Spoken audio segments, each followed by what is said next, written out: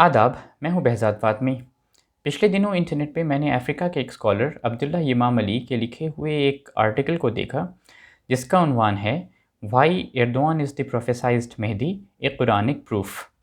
इस आर्टिकल में यमाम अली ने तुर्की के सदर रजब तैयब एर्दोआन के मेहदी होने का दावा किया है और ये दावा करते हुए उन्होंने कुरान की कुछ आयतों और सूरतों का हवाला दिया है।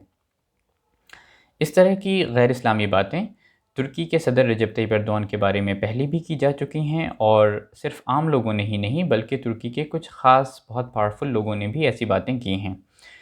ये बातें ऐसी हैं जो तौहीन रिसालत हैं, जो ब्लास्फेमस हैं। तो इस वीडियो में मैं आपके सामने इन बातों को रखूँगा, लेकिन इन बातों को बताने से पहले मैं आपको ये बताऊँ कि जब पहली बार 2003 में रजब तैयब एर्दोआन तुर्की के सदर बने, तुर्की के प्राइम मिनिस्टर बने, वज़ीर आज़म बने, तो उस वक्त उन्हें लोगों ने एक अच्छे मुसलमान के साथ साथ एक अच्छे डेमोक्रेटिक लीडर के तौर पे देखा। लोगों ने जब वो पावर में आए उन्होंने वादा किया था कि वो तुर्की में मुसलमानों के हुकूक को वापस लाएंगे और साथ ही साथ तुर्की को एक डेमोक्रेटिक कंट्री बनाएंगे, तुर्की में रूल ऑफ लॉ को मजबूत करेंगे।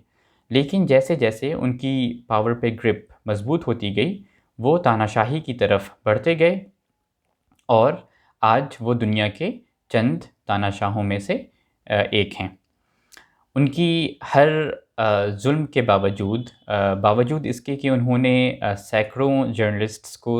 एकेडमिक्स को, अपोजिशन लीडर्स को, हर उस इंसान को जिसने उन्हें क्रिटिसाइज़ करने की, उनकी कुछ ख़ामियों को, गलतियों को बताने की कोशिश की, जुर्रत की, उसे इन्होंने जेल में डाला है। बावजूद इसके और उनके ख़िलाफ़ हर तरह का जुल्म कर रही हैं। बावजूद इसके मुसलमान ममालिक में ख़ास तौर से बहुत सारे ऐसे लोग हैं जो उनकी इन हरकतों को जस्टिफ़ाई करते हैं और उन्हें सपोर्ट करते हैं। लेकिन अभी मैं जो आपको बातें बताने जा रहा हूँ, मुझे नहीं लगता कि इन बातों को कोई भी समझदार, अक्लमंद मुसलमान किसी भी तरह से जस्टिफ़ाई कर सकता है, क्योंकि ये बातें तौहीन रिसालत हैं, ये बातें ब्लास्फेमस हैं। तो सबसे पहले मैं आपको बताना चाहूँगा AKP जो रजब तैयब एर्दोआन की पार्टी है, जिसे इंग्लिश में जस्टिस एंड डेवलपमेंट पार्टी कहते हैं, उसके एक MP हैं, उनका नाम हुसैन शाहीन है। इन्होंने कहा था कि मेरा यकीन करें, हमारे प्राइम मिनिस्टर रजब तैयब एर्दोआन को छूना भी मेरे लिए इबादत है। उन्होंने रजब तैयब एर्दोआन को छूने को इबादत बताया। इबादत जो नमाज और रोज़ा, सदका देना, हज करना जैसे इबादत है, वैसे ही उन्होंने रजब तैयब एर्दोआन को छूने को इबादत बताया। AKP के ही एक और MP हैं जिनका नाम फ़ेवाई अरसलान है। इन्होंने कहा था कि रजब तैयब एर्दोआन में अल्लाह के सारे सिफ़ात हैं, अल्लाह के जो भी एट्रीब्यूट्स, कैरेक्टरिस्टिक्स हैं, वो रजब तैयब एर्दोआन में हैं। AKP के एक प्रोविंशियल हेड हैं, तुर्की का एक शहर है आइदिन, उस शहर के AKP हेड जिनका नाम इस्माइल हक एसर है, उन्होंने कहा था कि हम अपने प्राइम मिनिस्टर से बहुत मोहब्बत करते हैं। हमारे प्राइम मिनिस्टर हमारे लिए दूसरे नबी हैं। तो उन्होंने रजब तैयब एर्दोआन को दूसरे नबी का दर्जा दे दिया।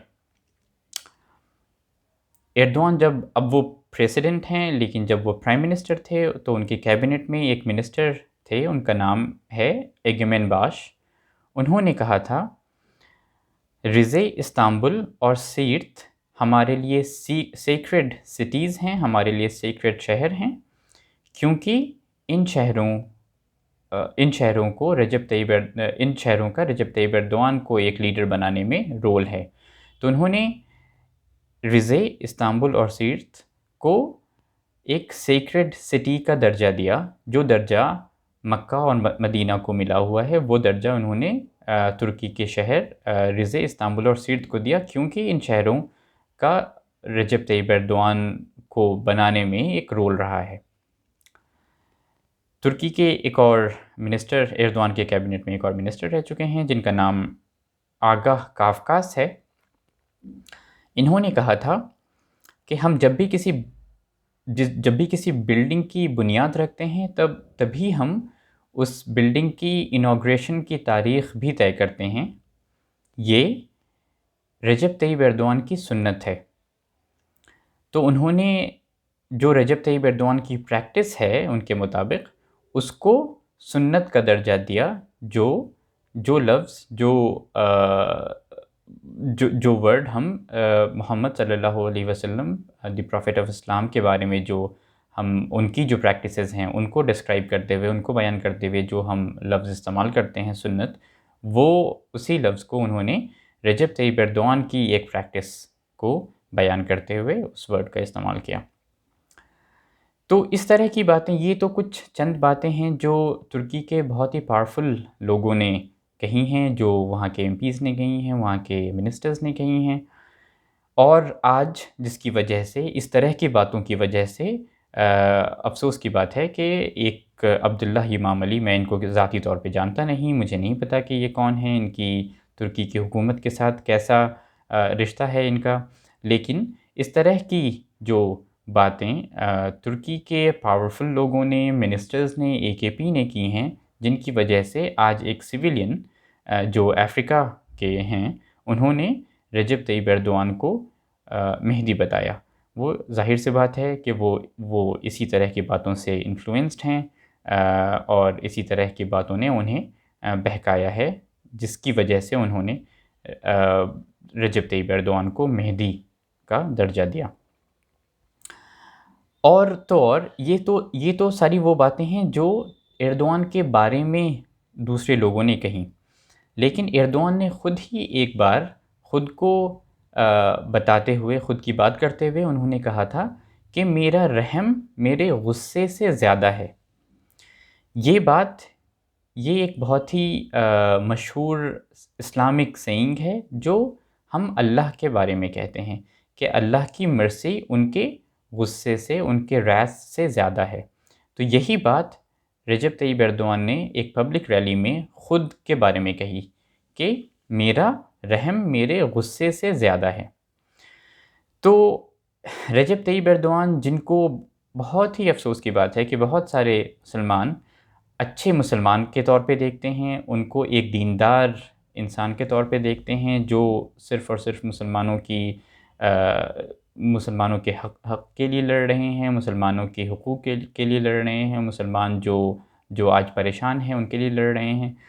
لیکن افسوس کی بات ہے، نہ ہی رجب طیب ایردوان مسلمانوں کے پولیٹیکل رائٹس کے لیے لڑ رہے ہیں جو ان کے ساتھ ظلم ہو رہا ہے، نہ تو وہ ان کے لیے لڑ رہے ہیں، وہ صرف اور صرف جو بھی مسلمانوں کے خلاف ظلم ہو رہا ہے اس کو اپنی سیاست کو مضبوط کرنے کے لیے، اپنے مفاد کے لیے، اپنے سیاسی مفاد کے لیے استعمال کرتے ہیں۔